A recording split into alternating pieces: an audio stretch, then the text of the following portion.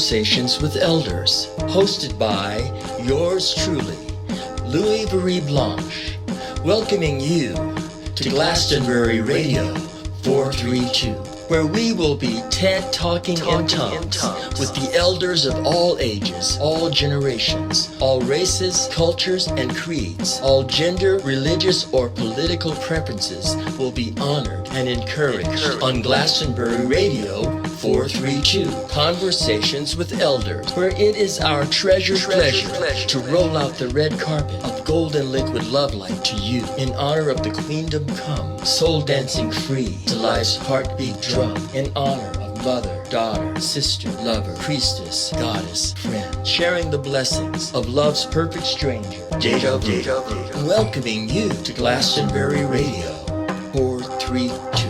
It's too cosmic, much too cosmic for me. Much too cosmic.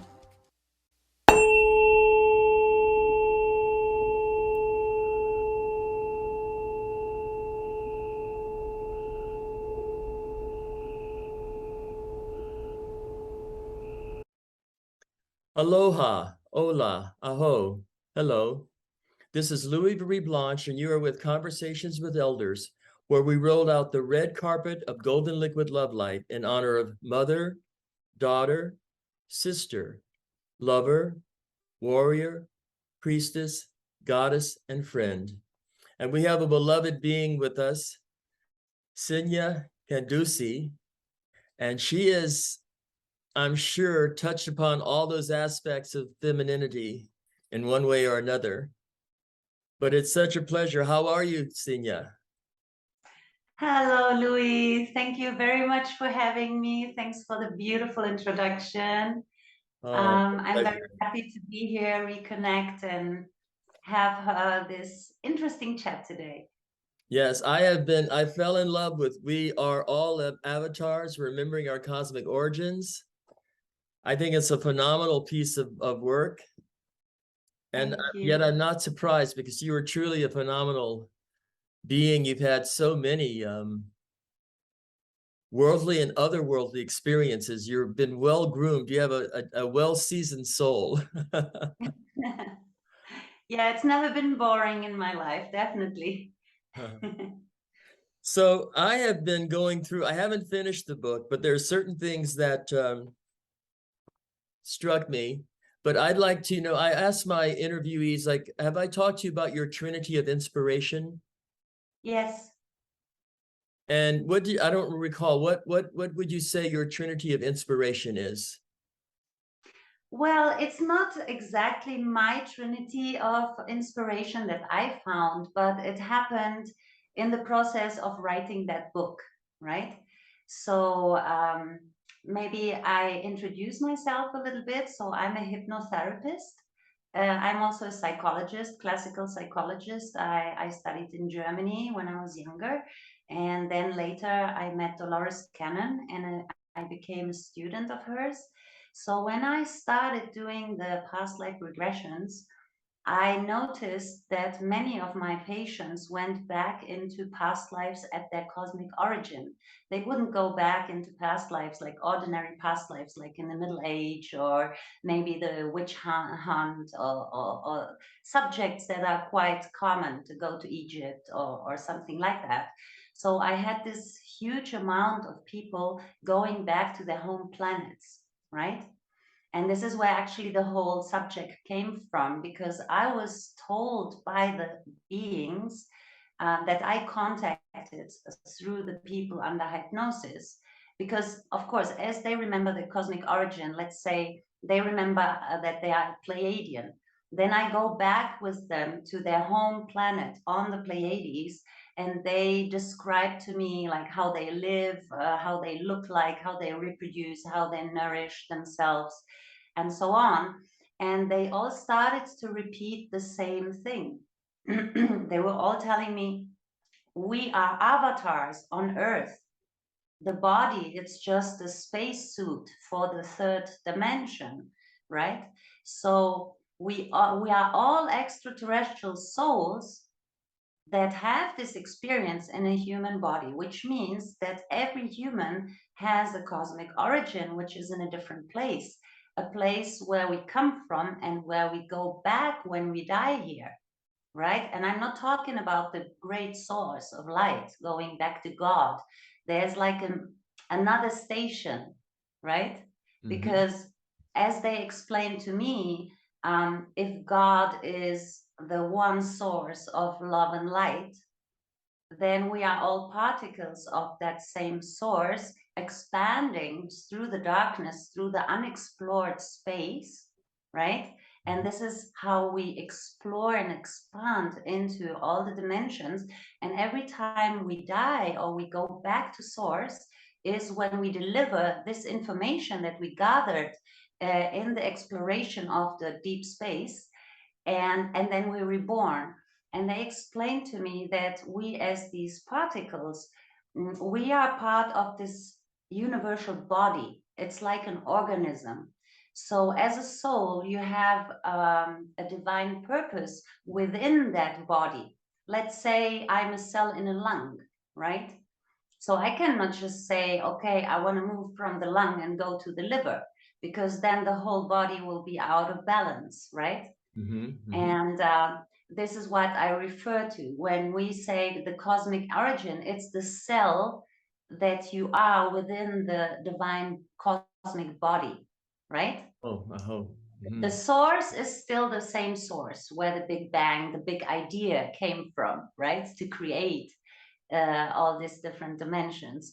So when you ask any person under hypnosis, what's your cosmic origin? Most of them will go back to the cell that they represent within the body, right? So that could be like Pleiadians or Arcturians or Sirians. And they started sharing with me that concept of avatar. And one of them, a Pleiadian, which contacted me a lot, he told me, you have to share that mind hack. It's like a crack for the human brain. And that were the 3 questions that this being gave me. And this is what I would call my sacred trinity of inspiration, because he said, who are you? Where do you come from? And what are you doing here on Earth?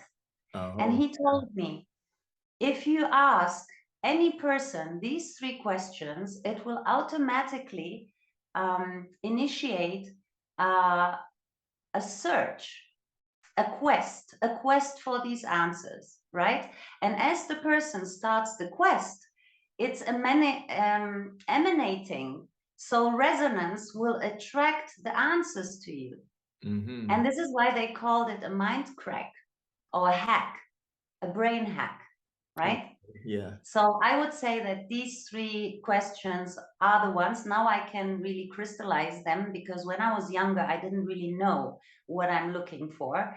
But basically, it was the same. I wanted to know, to find out who am I really beyond my human existence, being a daughter or maybe a girlfriend and a student, right? And the journey was long. It's still going on. So a lot of amazing things happened. They asked me to write that. So the book is full of testimonies of original transcriptions from many, many patients that I had. These journeys that people are on, and these dreamtime journeys, like what do you feel like? You also spoke about this. There is a statement that really struck me: when the war begins, trying to make peace will only make it bigger. Yeah, this is something that was channeled by the being, right? And I also thought a lot about that, because when you don't think profoundly about it, it sounds kind of strange. But what they meant with this is, if something is in deconstruction, you cannot stop it. Right. Right. So everything in the life circle is birth and death. So war is, in that sense, a kind of dying process. It's finishing some kind of cycle, right? Yes. So we cannot interfere in certain processes that are needed in order to be reborn into another constellation. That's what I got from there, because I also stopped and I was like, what do you mean? Like, how does peace make war bigger? Right? But it means like you cannot fight against it. You can be the most loving person and go into this energy and it will be received from a different perspective. You will be attacked anyway, and it will make the energy bigger of aggression, of attack, and of warfare, right? Because you expose yourself to be attacked in that moment. And so if you have a higher understanding that this is just a part of a process, a very natural life process, and also that the people who are involved in wars or in hunger, in misery, these are all souls who chose that life in order to learn a certain experience, a certain emotion. So what the guides always say, if you don't have that situation, if you're in your immediate experience, in your presence, it's none of your business. It's none of your business if there's war in some other continent, because these are other souls that may be killed in their past life. So now they have to play, sorry, they have to play the role of the victim so they can have empathy of what they have done. And so the karma is not in a sense of punishment. It's not. It's Right. not a punishment. It's only a system to grow in empathy. So when you remember more past lives, you'll find out that we jump from one role into another role, and we're always the victim and sometimes we're the aggressor. We have to play both of the roles. So once you find that out, you stop judging. You start judging about someone who's still living some kind of life that it's in evolution, right? Or like if I see, for instance, some people that are super in the darkness, you know, in density, I say, wow, that's great, because they're learning. They are now learning their lesson. So that's amazing that they're going through that, right? Yeah. And what the guides always insist is, don't feed um, lower energy feelings. Don't be sad for the person who is suffering, because it's not helping them. It's not helping them, because our creative energy goes into more suffering, right? So I can just watch the person, and some people criticize me for this because they say I have no feelings.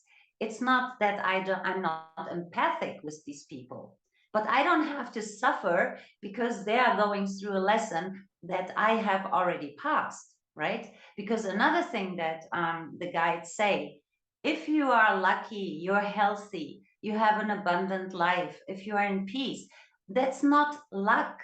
It's not luck. You're not born into that because you were lucky. It's because of the path that you have already walked, right? So there's a difference between a soul that has 4,000 past lives and a soul that has just 2 past lives. There will be a dramatic energy and empathy difference between the two, right? Yeah. So the more conscious person, the more empathic person is the one that we require like maturity of not feeding the lower energies into the processes of other people. So don't pay attention to everything that is in deconstruction in the dying process, but instead focus on the continuation, because they told me, who's gonna dream on? Who's gonna continue the dream if everybody's stuck in the past? Someone has to visualize the future. Someone has to dream into reality, the new world, right? So it doesn't help if we waste our energy feeding lower dimensional energies, which are part of the old earth. We need all the force and all the powers of all the pillars and light workers to just focus on the continuation, because the more people do it, the more solid that timeline becomes, right? And as you see from the matrix, from the outside world, there is so much effort being done right now to separate people, to have them in fear, in despair, in depression, in stress. You know, it's a, you could call it in a survival mode of flight and how you call it, the reflex, flight and run and flight. I don't know how you call that in Yeah, English, yes. but there's this survival mode, right? So as long as you're in the survival mode, you're vibrating in your lower chakras, right? You have to take care of survival. So you cannot connect to Fight your or higher flight. chakra. Fight or flight. Sorry? Fight or flight. Ah, yes, fight or flight. Exactly. Yes. So right now, on a collective level, everybody's on fight and flight, right? So it's very necessary that someone is solid and believes that this is all part of a divine plan and Yes. that we are just in the phase of deconstruction. And it's the same as a compost, right? A lot of people ask me like, are we really in the era of light? Did we already enter the cycle of light, the golden light age, right? Yes, of course we are. This is Yeah. why we see so much darkness, Yes, yes, right? yes, Because if you change a light bulb in your house to a higher voltage, you will have more light and you will see more impurities in the room, the ones you didn't see before, right? So now that you can see them, you can clean them. So it's not like the world is getting worse and humanity is lost and we are so terrible humans and everything is lost. It just looks like that because these are the elements that need to be transformed, recycled as a compost for a new creation. And this is only possible if we don't judge the compost, right? Right, right. And something very important that I always tell the people too is the violence and the suffering that we are living now, it's not a present thing. It's an echo from the past. It's Oh, an echo. It's still reverberating in our subconscious because our grandparents still lived in war, right? They were hungry. They had to endure like rapes or violence, right? So if you look back in the human history, um, according to the Mayan Pleiadian cycles, we go through 2,000 years into the golden light age, and then we move out for 10,000 years of darkness. So imagine in that 10,000 years of darkness that we go through, we are completely traumatized when we get out of there, right? yes. And this is why our generation right now, we are the ones who are the cutting sword. We are the ones who need to cut off all the traumas, heal ourselves. And this is why just now we have all these healing modalities, right? Like my grandparents didn't have quantum healing, right? Right, right. So why is it? Why is it that now we have ayahuasca? Now we have access to all the cultures, all the rituals, all the ceremonies. We have all these like family constellations and quantum healing, all these new modalities. It's no coincidence that they come just right now, right? It's because it's our destiny. And this is why we are the volunteer souls who came in to produce this cut in the trauma, heal ourselves, and through that we don't pass on the trauma to the next generation, and we protect the new generation of contamination because they come in as the crystal diamond souls, right? Yes, They yes. are fully programmed. They don't need any education. Right. They don't need any education. The new kids, they know exactly what they're here for, right? And they are our teachers. So our greatest mission is to keep the children pure and to support them and to teach them the important things, how to take care of Mother Earth and the environment and the family. And you know, you don't have to be a great activist and go out and work for the things, because as the energy frequency is rising, because we are entering the light age, we are receiving much more photons than like 50 years ago, 100 years ago. So the power of mind is much stronger than 10 or 20 years ago. And this is what most people don't realize, that they are creating the reality that is reflected outside, and they feel like victims, and it seems like, oh my God, what is happening in the world?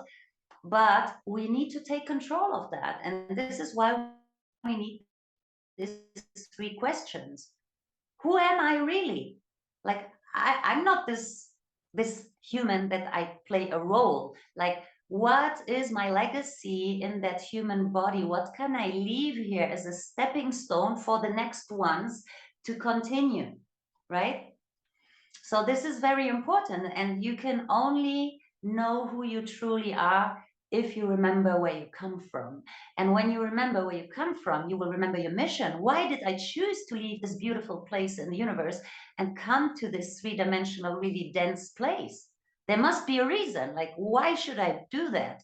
And funny thing is that most of the people say, no, I didn't want to be here. I was pushed here or whatever. I want to go home, you know? Like the classical right now, the classical depression is like, I cannot stand this world anymore. I want to go back home. So what you gonna do when you're back home? Yes. What you gonna do? People don't understand this, you know? I had this realization like years ago when I was working towards enlightenment, right? Like, what is really enlightenment? Light, information, right? So once I understood in my life, for me, enlightenment was that, to remember who I am, why I'm here, and what's my mission. But then the next step is, okay, I can create whatever I want. I can manifest whatever I want. I'm so happy. But how can I be happy if there's still people suffering around me, right? So next step of illumination is service. Because how can you be fully happy and peace if there are other parts of you in lower dimensions that need help, that are still suffering, right? And then it becomes like the biggest fulfillment to know that your life is not wasted because you are helping maybe your kids, your neighbors, in your inner circle. And from here, you can influence the hologram just by your thoughts. You don't have to really go far out, right? So yeah, it's very important to reconnect with the higher self, to know your body language, how the spirit communicates with you through your own individual body language, and then continue having this conversation like 24/7 with your higher self, right? And then one becomes like a tool of the higher spirit, and this is very fulfilling, very, very fulfilling, more than any other physical accomplishment in a material world. Yes. Right. And it builds a resonance of reverence. What do you mean? To have that conversation constantly. Yes, I mean, you know, reverence seems like a lot of respect and like some higher position, you know, but it's actually very funny because our higher self is a very funny, relaxed being. And you actually talk to it as if it was a best friend, you know, it jokes around and it makes you laugh about yourself, you know. Sometimes it's sarcastic, you know, it's saying like, hey, you did that again, you know, and I'm like, yeah, but I mean, I'm in that body. You can give me advice, but I choose what to do, right? So I have this inner conversations all the time, and it's very liberating, and I feel very light now because I moved, I shifted from mental processes to just respond to inner impulses, right? I just check out where does it come from, and if it comes from the higher self, I don't question it, I don't doubt it, I just do it and I don't think about it. And this is what brings me from one blessing into the next blessing. And this is for sure why we met now after, I don't know, I think we haven't seen each other for 10 years, right? At least. Yes, yes, yes. Uh-huh. So Well, you see, know, it was all meant to be that we're sitting now here. yes, indeed. And you know, you touched upon something that I wanted to ask you about. In your classical psychiatry work, in the world of that we live in, we see a lot of people that suffered abuse and went through suffering. And it seems as this role playing of the perpetrator and the victim. But as you were explaining, if you see that as a part of all that's meant to be, that role playing dissolves. Exactly. And this is exactly the secret of the quantum physics or quantum mechanics, right? So what we do in the regressions is we take back the adult person to the scene in the childhood when something happened, right? And then they watch it, but with the adult consciousness. It's not anymore the projection from a 4-year-old child, which is going to interpret the happening through the lens of a 4-year-old child, right? It has no explanation. It's just scary. It's big, you know? So when you take the person back, it can look at it, and usually, you know, it's very, very simple. I can give you a nice example. Like, imagine a little girl coming into the kitchen, and there's this man standing with a knife in his hand. And she gets like really scared, right? So now I bring her back as an adult, and she sees the scene from above the kitchen, right? So she sees the man with the knife, and she sees the girl. And then she can also see that behind the girl, there's a leaf of bread on the table. So the guy actually wanted to cut the bread. It was not going to attack her, right? So in the moment when she sees that the person only wanted to cut a slice of bread, the trauma is gone. It's like a soap bubble, poof, right? It's gone. And then what we do with abuse is I go back into past lives. I am asking the subconscious, why did this soul have to experience an abuse as a child? Why? What part of the divine plan is that? I know there's a divine plan, but why? And then it takes us back to another lifetime where that person was an abuser. And the most interesting thing is that they revive the violence and the emotions and the impulse that they had when they hurt the victim, right? But it's the first time that they can have a conscious overview with the present consciousness, right? Yes. So for instance, I had this woman who was like really badly abused by her mother, then by her husband, and she had only bad luck, and she came to therapy because she wanted to kill herself because of all that sufferings. And when we went back, she was in a past life, she was on a boat, on a ship. She was like a sea traveler, like a pirate kind of thing. And they would pick up indigenous girls from islands and take them on the ship. And they would rape them like for between 1 and 3 months, like the whole crew, one girl. And when they were done, they would just throw her over the board and go for another one. And she saw that and she relived that. Okay? So then you understand, and my work in that moment is to do the therapy work of empathy, right? Understand that nothing, and then the next step would be, of course, taking her back to her cosmic origin to understand that these incarnations are just avatar lives. It's like a dream. It doesn't really happen, right? Because your real body is in a sleep state on your original planet while you are incarnating here. And this is also something I have a lot of chapters in the book, because everybody I ask, how did you come on Earth? They all tell me that they go into capsules, you know? Right. They all have this individual furniture pieces that they lie in there, and then they get into a kind of sleep or trance state.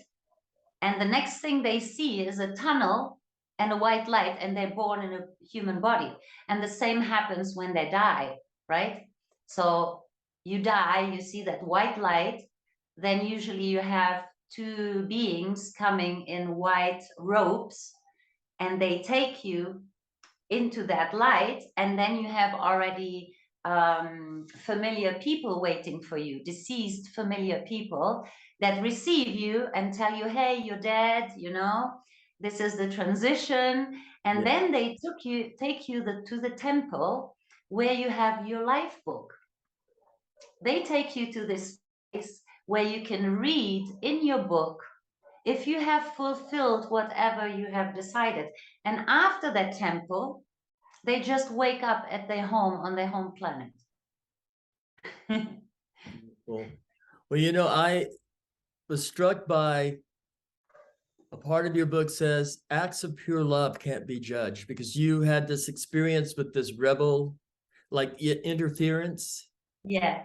Yes. And you also spoke about. And I get goosebumps because that was like, I had this problem for many lifetimes. It's not this life, right? Because I had 19 past lives on Earth, which means this is number 20. So I came here illegally, right? I came to Earth because I skipped the mission that was, I was supposed to live on Sirius. So I left Sirius with that rebel ship to come to Earth without the consentment of the Cosmic Council. And you cannot just incarnate on Earth without them calculating the time window, right? For your purpose to be possible. So there were after us the 20 lifetimes. They were searching us for 20 lifetimes, right? So now let's say from our home perspective, one lifetime, it's like 5 minutes, right? So it's not such a big deal from the perspective of your cosmic origin. But here on Earth, I had to suffer and hide myself for 20 lifetimes. I had to be really undercover. And it was only that lifetime that I received the message that the council had made, how you call it, like a lawsuit? Like they had this meeting where they decided if this action would be forgiven or not. And this is when it came up that the elders decided nothing that comes from pure love can be judged, right? Because we came here because we believed in the love of humans, right? Yes. So I abandoned another mission because I thought humans were more important, right? And I was right, because now they told me that Earth is like a mother cell of the universe. This is why everybody's fighting over Earth, because from here you can reinitiate the whole universe. And this is what we're about to do. And this is why there's such a big energetical fight around planet Earth, because the one who's going to reinitiate it is the one who's going to rule the next cycle. Well, are you a movie watcher? Not really. I'm very careful with my subconscious. Right, right. Well, there's a movie, What Dreams May Come. It's a Robin Williams movie. I don't know it. The story in the movie is a lot of people feel the movie expresses what you're expressing. And when he's well, the way the movie starts off is he's at the breakfast table and his children are getting ready to go to school, and he says goodbye to them, and they're driven to school, but there's an accident, and his children die. His children die in the accident. Oh, right. I know that movie. And then he goes into the dream time to see his wife and get her out of hell. Yes, because she commits suicide because, well, he's the doctor and he's going through a tunnel and there's a car accident. He stops to help and he gets hit by a car. And when he transitions, the role is played by Cuba Gooding. He meets him to explain where he is. And he's coming back to visit his wife, and his wife is now, she's lost her children and now her husband. and she's a painter, and she's very depressed, but he's trying to communicate to her, but she kills herself. And he says, I have to go find her soul. And he travels through all these realms of astral planes and to get to her. And I do that in my sessions, actually. What's that? I do stuff like that in my sessions too.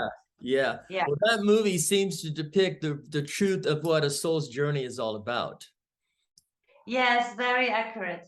Yeah, and it's a very old movie. Yes, I've seen that before I became a hypnotherapist. But yeah, it's amazing. We can just contact any dimension, any being. I have a lot of work with deceased people, you know, with souls that can't find the way back home. So yeah, I'm quite experienced with that, not only with the extraterrestrial beings, but also with deceased souls that are somewhere stuck somewhere. Well, in your journey through this book, I'm really anxious to get through to read it and complete it. But I sense an inner knowingness that knows it'll be like becoming reacquainted with what I already know. But in your process of your journey, knowing all this about your soul's history, what feelings do you have about the gift that this book is to humanity and existence at this time? I mean, it's like a lighthouse, you know, it's like a... Yes, and that's what I get most as a feedback. Like everybody who leaves a feedback, they are like completely blown away. They say the same thing, like, now I understand that I'm not crazy. Now I understand everything that is happening to me. Thank you so much. Like people even said that was it's the best book on the planet, you know, right now. Yes, so, I can understand why they would say that. And I don't even know how. It's unexplainable, really. It's just such an obvious synchronicity, but so perfect that this is just how I follow it. I don't really process it like mentally, you know. I just trust it, and I cannot tell you that I'm not surprised. I'm still very much surprised. Like I believe all of it, but it's still like every time I get some new proof, it's like, oh yes, so it's really true. Oh, it's really true, you know. My mind, of course, my human mind, 3D, still has this little doubt, even if I'm navigating on that synchronicity since I'm 7 years old, right? Because I was contacted when I was 7. So now it makes all sense. Now I understand why all these extraterrestrial beings contact me, and why I had to meet Dolores Cannon, and why I had to study psychology, and why I had to go through all that suffering in my childhood, because it was all written in my life book, right? Yeah. Well, you know, I was so astounded when I think I sent you a writing something I wrote creatively, and you responded to it. And then I was led to communicate with you. And then I found out what you've been doing and about this work with We Are All Avatars. And, you know, we had a little delay in getting together because of the internet. But I looked in my emails, and I saw that there was this communication with you. Where I had asked you some of the very same questions years ago. Yes, amazing. And they are actual. Like I also read them. I read the answers, and I was like, wow, I thought like that 10 years ago. Wow, I was really good 10 years ago already. Well, that's how I approached it. I said, wow, I was asking her questions. I wanted to get together with you and have this talk now. And I said, well, I was doing that before. Yes. But then back then I didn't have the feedback from all my patients, right? So back then it was just my trip. It was my channeling, and I didn't really know. I mean, you know, everybody has their own reality, right? And Yeah. I respect that. I never try to like put my reality on other people. I understand that everybody has a different perspective on reality. But now, like hundreds of people, now it's like hundreds, thousands, I could even say thousands of people, because I receive right now so many letters and mails Wow. of people who are experiencing the same thing, and they all write me and they say, I'm so happy I found you. You're the only one who can understand me. I need someone to talk about that. So there have been so many people that I decided I'm going to do like one-on-one phone calls with these people and record them so other people can also see that they are not the only ones. And I'm planning on doing an avatar group where all these people can come together in that group and exchange their experiences. Because as the veils are lifting, more and more people are being contacted, and they believe they are mad, they are crazy, Right. right? Right. And it's we need to stable this energy. They need to like settle down and trust it and feel comfortable with it. So there's a huge difference if you believe you're the only one, or maybe me, because I wrote the book. Oh, I have Senya, you know, I can talk to Senya, but I cannot talk to 5,000 people at the same time, right? So yeah, that's like my next project. Beautiful. Well, I can truly understand why people would say this is the best book of all time. It's so precise and such a gift for this moment of human consciousness and human evolution. Mhm. And is there any? I hope we can get together again and have further discussions, and I will move further through the book and have more to speak of. But I think that the what our inner knowingness whispers, you know, I call them the whispers of eternity. Mhm. I think there's that confirmation that you speak of. Like for me, I've been writing, getting up in 2, 3, 4 in the morning for all my life. But when I saw it in the book, it was like, wow, you know. But the negative ions, there's so many, like you spoke of photons, there's certain things that understandings that become, they become a part of our toolbox Mhm. or our suitcase for the journeys we're on. Yes. And the most important thing is to realize that we're moving out of duality. So many people ask me, like, what is it all about? Like moving from 3D to 5D or 4D? What is it? Is it a different place? How do I get into 5D? Right? So just to explain it a little bit, and that's also the whole concept about being an avatar. As you become an avatar, you become this impartial observer of your inner duality. So what we need to understand is the conditions of 3D Earth, the condition of the Homo sapiens bodysuit, right? And then the reality and the physical laws of this existence. And once we understand that, everything is based in duality, because duality is the modality that creates the tension for people to move forward, right? There would be no evolution if everybody would be good. We need the bad, feeling bad and pressure and being comfortable to grow that motivation within us to move into a different space, right? So once you understand that duality is just a condition of the physical realm, you don't need to waste so much energy in fighting it, resisting it, whatever, right?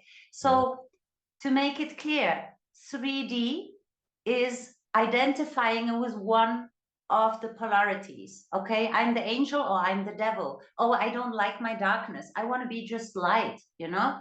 Is impossible. That's impossible, because we are the one who's sitting behind the eyes, observing the angel and the devil. You know, I call them advocates, and actually, my devil has a name, so I don't identify with these thoughts. I just say, oh, interesting proposal, but I Yes. don't like. I'm not gonna act on that. You can talk as much as you want, but the I am observer is the one who moves the physical body, and the physical body is the one who creates the waves in the morphogenetic field, right? Yeah. So that's the power of manifestation. And this is where we have to shift to. And that's fifth dimension. Fifth dimension is a different perspective. It's nothing else, just a different perspective, right? It's not a different place. 3D, 5D exist next to each other. My neighbor might be in 3D, I'm in 5D, because I have stepped out of the duality and I watch it from above and I'm not judging it.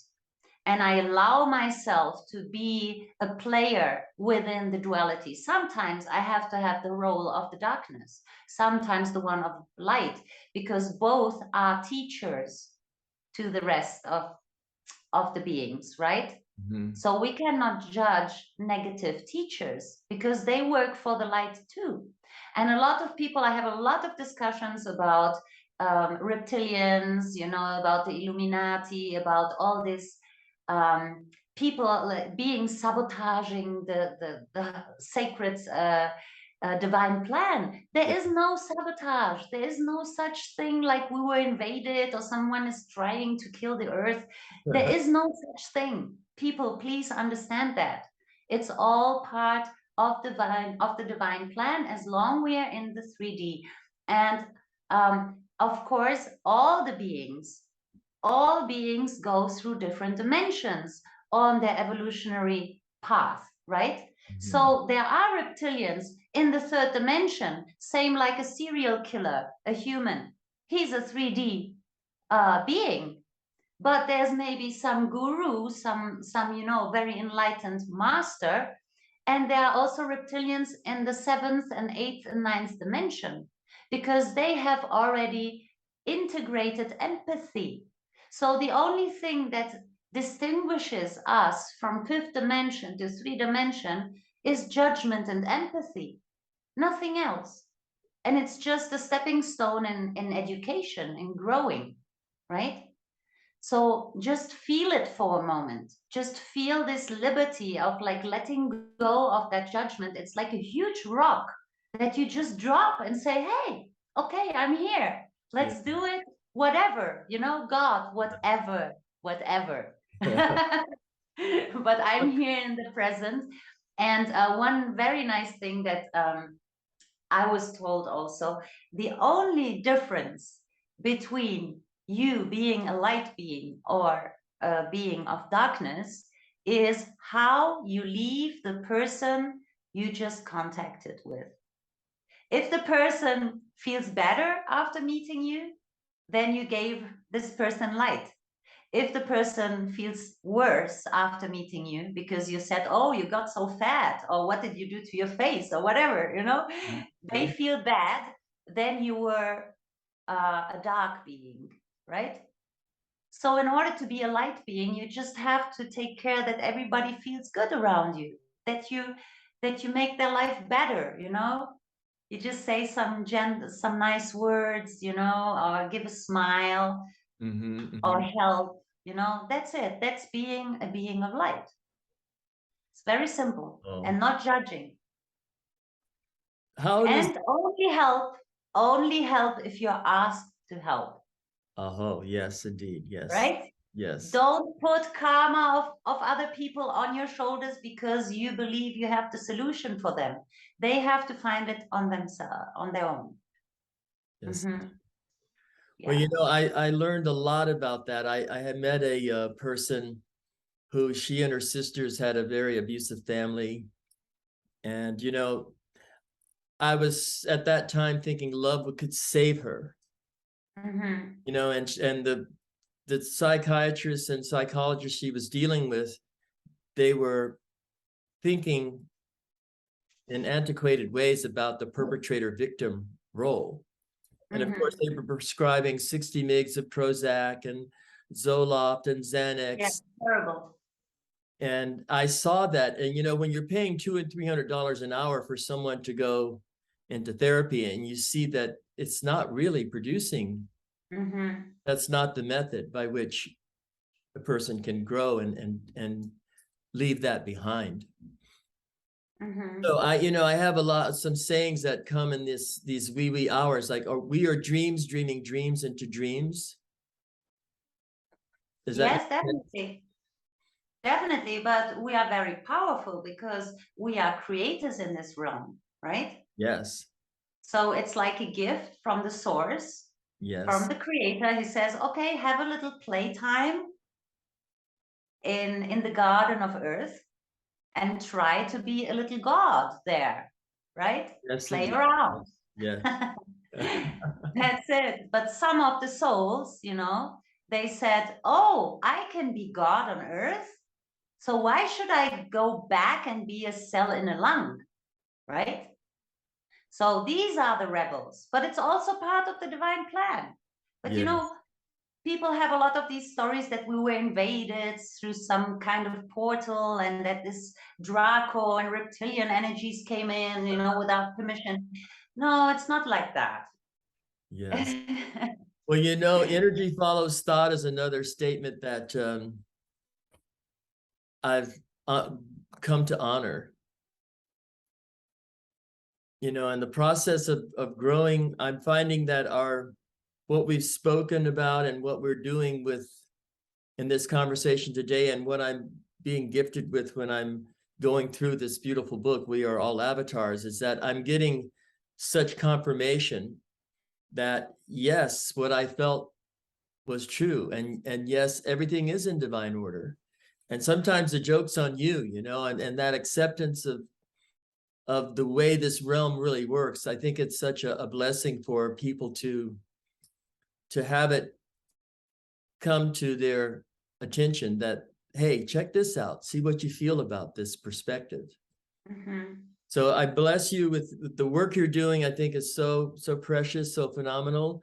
And can we reschedule other conversations? For sure. I'd love to.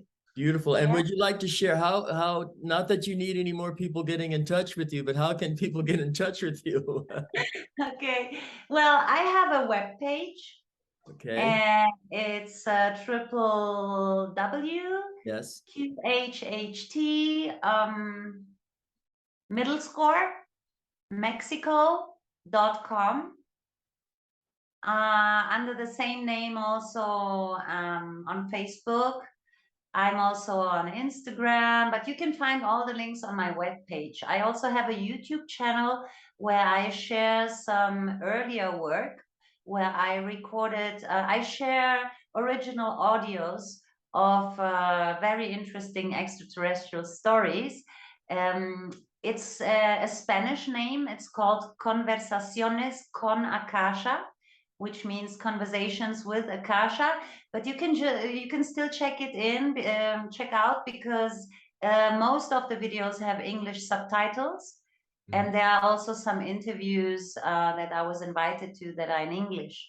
So if someone wants to hear how it sounds when I talk to Pleiadian beings, or they can just check out the video. But most of the stories, I've put them in the book. So I have my book here too. It's in Spanish and in English. Right now, they're doing the translation in Italian also. And it's available in electronic, on Kindle, on Amazon, the printed book. And I have also an audiobook that I narrated myself. It's almost 11 hours, and you can find it on 40 platforms like Spotify and Google Play, and it has the same title, We Are All Avatars. Oh, but that one is in Spanish. Sorry, the audiobook is in Spanish. Okay. Right? So for English speaking people, it would be the electronic one or the printed one. And it's been distributed in the States. So it's easy for you to get it there. Okay, so you said www.QHHT with a hyphen? Yes, I think it's called like that. The line in the middle. Line in the middle. And then Yes, and then Mexico.com. Mexico.com. Okay. And Mexico with a C in Mexican. Yes. All right. Bless you. To be continued. Yes, bless you too. Thank you very much for giving me this opportunity and share all this information. I have much more to tell you. All right, wonderful. Until we meet again. Okay. Bless Thank you. Bye. Thank you. Bye.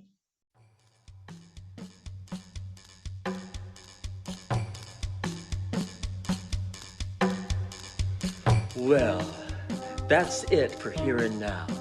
But until we meet again, this has been Louis-Virie Blanche thanking you for listening to Conversations with Elders on Glastonbury Radio 432.